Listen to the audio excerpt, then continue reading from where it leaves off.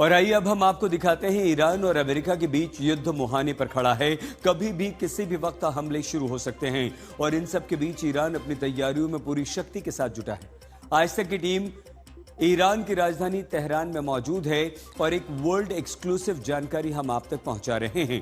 हम आपको ये बता दें कि ईरान ने कहा है कि चाहे कुछ भी हो जाए वो अपने मिसाइल प्रोग्राम से कोई समझौता नहीं करेगा और आज तक ईरान की उस प्रयोगशाला तक पहुंचा जहां मिसाइलों से लेकर ईरान के नागरिक इकोसिस्टम तक के लिए हाईटेक इनोवेशंस किए जा रहे हैं।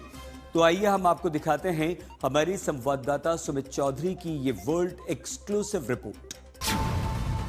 खामेनेई की कसम, मिसाइल प्रोग्राम नहीं रोकेंगे हम। ईरान का बैलिस्टिक मिसाइल प्रोग्राम जारी, जंग की पूरी तैयारी।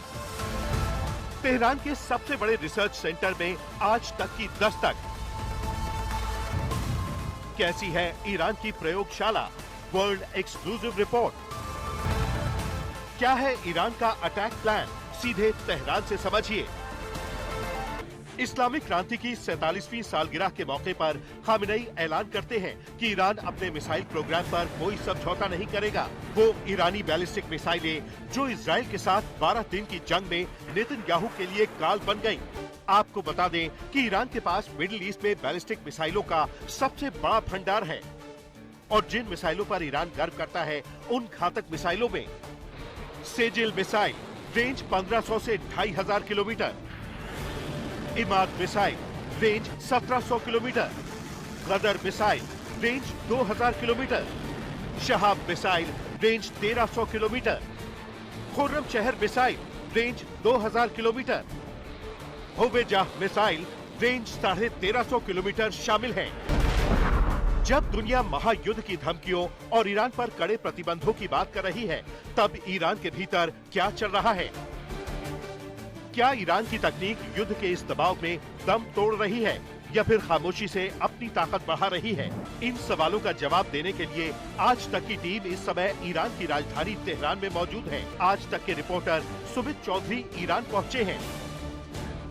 ईरान के इस गुप्त दिमाग तक जिसे परदेस इंटरनेशनल वैली कहा जाता है। इस समय आज तक की टीम मौजूद है एक तरीके के जो ईरान का सबसे महत्वपूर्ण टेक्नोलॉजी सेंटर है, यहाँ मौजूद है। यहाँ पर जो ना सिर्फ सिविलियन बल्कि आर्मी के लिए भी जो ड्यूल यूज़ के लिए जो टेक्नोलॉजीज़ हैं उनका इनोवेशन उसके लिए काम किया जाता है। दरअसल सैंक्शंस के बावजूद भी ईरान किस तरीके से लगातार काम कर रहा है अपनी टेक्नोलॉजी को लेकर, ये बड़ा मेजर कंसर्न खासतौर पर रहा है। पिछले कई दशकों से, कई लंबे समय से ईरान पर इसी तरीके के सैंक्शंस लगाए हुए हैं और आज हम आपको इसी ईरान की सिलिकॉन वैली के अंदर हम लेकर आए हैं। अगर आप देखें तो आपको नजर आएगा ये है ईरान की सिलिकॉन वैली, यानी वो महत्वपूर्ण इलाका जहां पर सभी टेक्नोलॉजीज के ऊपर काम किया जाता है। और अभी आज तक की टीम दुनिया की एक ऐसी बड़ी टीम है, एक पहली टीम होगी जो इस समय ईरान के इसी इलाके में, इस सिलिकॉन वैली के इस सेंटर में मौजूद है, जहां पर हम ना सिर्फ ईरान के कई महत्वपूर्ण चीज़ों के बारे में आपको बताएंगे बल्कि ये भी बताएंगे कि आखिरकार इस समय ईरान में ताज़ा हालातों में भी कैसे अपनी साइंस एंड टेक्नोलॉजी या फिर खासतौर पर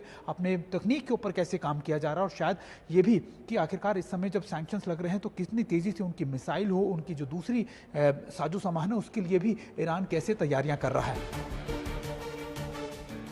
ये ईरान की वो सिलिकॉन वैली है जहां प्रतिबंधों की परवाह किए बिना मिसाइलों से लेकर देश के नागरिक इकोसिस्टम तक के लिए हाईटेक इनोवेशन किए जा रहे हैं। किसी भी देश के लिए बहुत ज़रूरी होता है, अगर उसको अपनी सुरक्षा करनी है या फिर आप कह सकते हैं कि उसको आगे बढ़ना है, तो उसके लिए उसके पास वो टेक्नोलॉजी होनी चाहिए जो उसकी देश की क्षमताओं को, उसकी सुरक्षा के आगे बढ़ा सके। ईरान जब से सैंक्शन झेल रहा है उसके पास ये सारी सहूलियतों की कमी इस वजह से हो गई क्योंकि यूरोप के कई देशों ने ईरान को सामान देने से मना कर दिया। ऐसे में ईरान के पास एक ही उपचार था या एक ही तरीका था कि वो अपनी टेक्नोलॉजी खुद डेवलप करे। लेकिन विदाउट इतने ज़्यादा सैंक्शंस के बावजूद, लगातार इतने ज़्यादा विरोध के बावजूद वो कैसे हो पाता? इस समय हम जहाँ मौजूद हैं ये वही एक रिसर्च सेंटर है जो ईरान का सबसे बड़ा रिसर्च सेंटर है, जहाँ पर लगातार ईरान जो है वो ऐसे कई इनोवेशंस अपने आप करता रहता है, जिसमें ना सिर्फ अगर आप देखें तो कि वो अभी इम्पॉर्टेंट ये है कि ये इस पूरे इलाके को अगर आप समझे तो ये पूरा इलाका समझाने के लिए मैं आपको दिखाने की कोशिश करता हूँ कि आखिरकार यहाँ पर किस तरीके की रिसर्च की जाती है। अगर आप देखें तो ये इनोवेशन जो है वो छोटी छोटी इनोवेशंस है, लेकिन ये ईरान के खुद बनाई हुई इनोवेशंस है, जिसमें आपका सर्वेलेंस इक्विपमेंट के अंदर इस्तेमाल होने वाली चीज़ें जो होती हैं, आपकी डेटा रीडिंग के लिए जो चीज़ें होती हैं, इसके अलावा जो आपको सर्वेलेंस के लिए ज़रूरत पड़ती है, वो सारी चीज़ें ईरान खुद डेवलप करता है। अगर आप देखें, आज हमें बताया गया कई ऐसे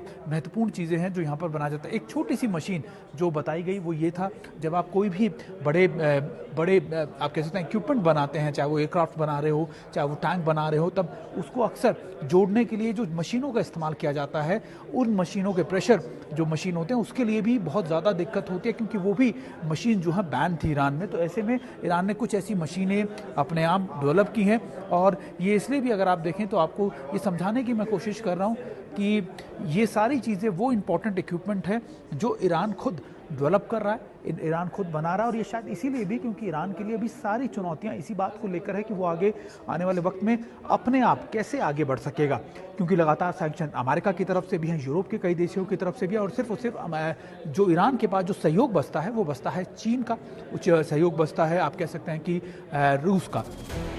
अमेरिकी प्रतिबंधों और इजराइल से लगातार खतरों के चलते ईरान ने अपने मिसाइल प्रोग्राम पर बहुत काम किया है। ईरान के सामने इस वक्त सबसे बड़ी चुनौती अपनी टेक्नोलॉजी को अपने दम पर बेहतर बनाने के साथ ही वैज्ञानिकों को सुरक्षित रखने की है।